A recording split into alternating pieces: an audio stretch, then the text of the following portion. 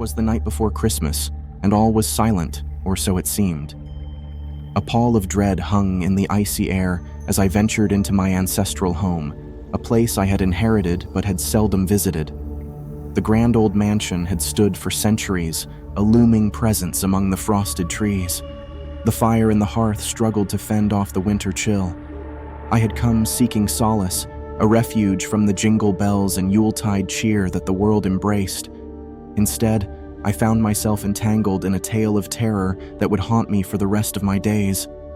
I settled into the study, surrounded by the dark embrace of mahogany shelves crammed with old tomes. The flickering candlelight cast eerie shadows on the walls, and the subtle creaks of the ancient structure added to the unsettling atmosphere.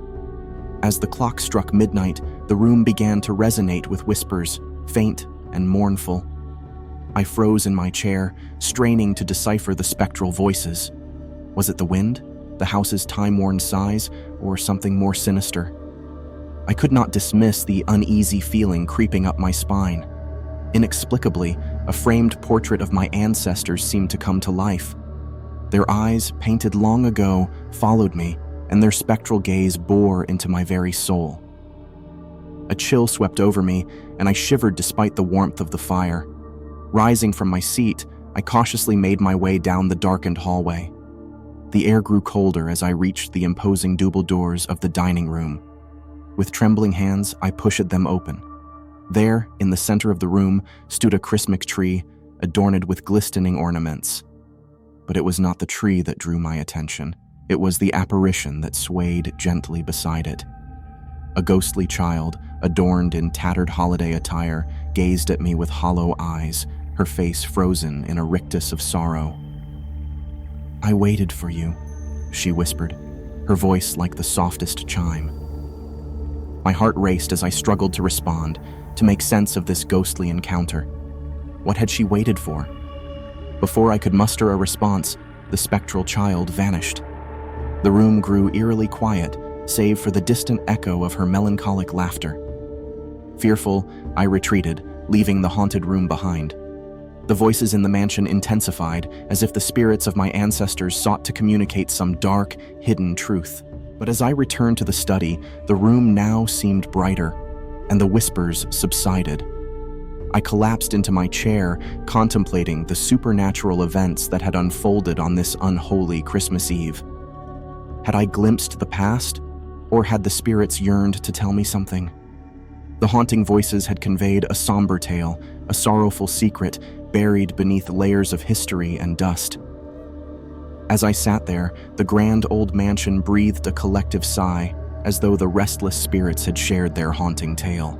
The night wore on, and the silence returned, leaving me to ponder the chilling mystery that had unfolded on that fateful Christmas Eve.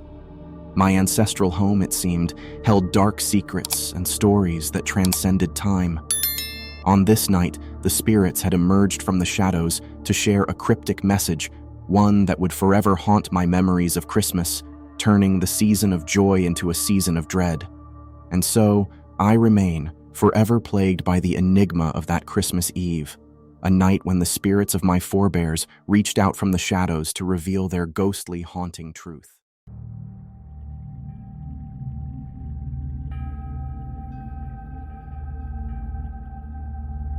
I stood by the frosted window, the dim glow of the Christmas tree casting eerie shadows across the room.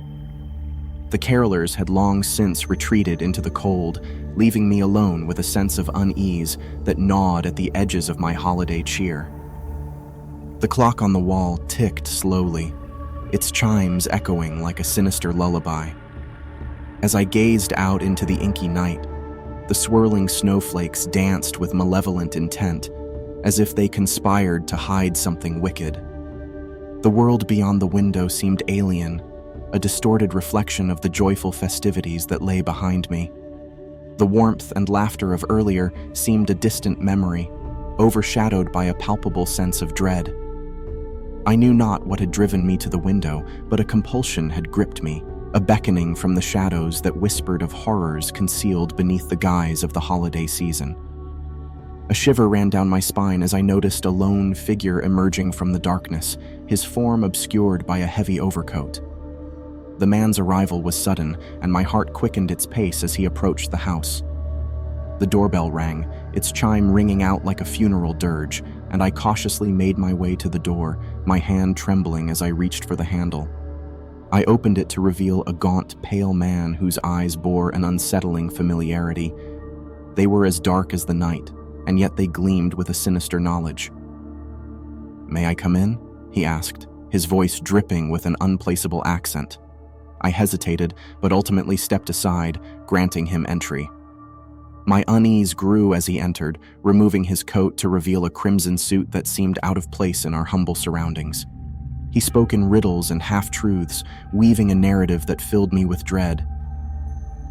"You see, I am the collector of lost souls," he began, his grin sending chills down my spine. "And on this cursed night, I have come for that which was promised." I was paralyzed by fear as he produced a parchment from the folds of his suit. It was an ancient contract, bearing my signature in a crimson ink that seemed to pulse with a life of its own. My trembling hand took the parchment, and my eyes raced across its words, confirming my darkest suspicions. "This contract, willingly entered into, binds your soul to the depths of eternal darkness," he intoned, his voice now a sinister whisper. My breath quickened, and the walls of the room seemed to close in around me. The air grew cold, and I could feel the icy fingers of fate wrapping themselves around my heart. The collector's eyes bore into mine, and I knew that there was no escape from the sinister pact I had unwittingly made. As the clock struck midnight, the room plunged into darkness, and the collector's laughter filled the void. The Christmas tree's lights flickered and dimmed, casting long, creeping shadows that seemed to reach out for me. I was no longer in the warm embrace of the holiday season, but trapped in a nightmare of my own making.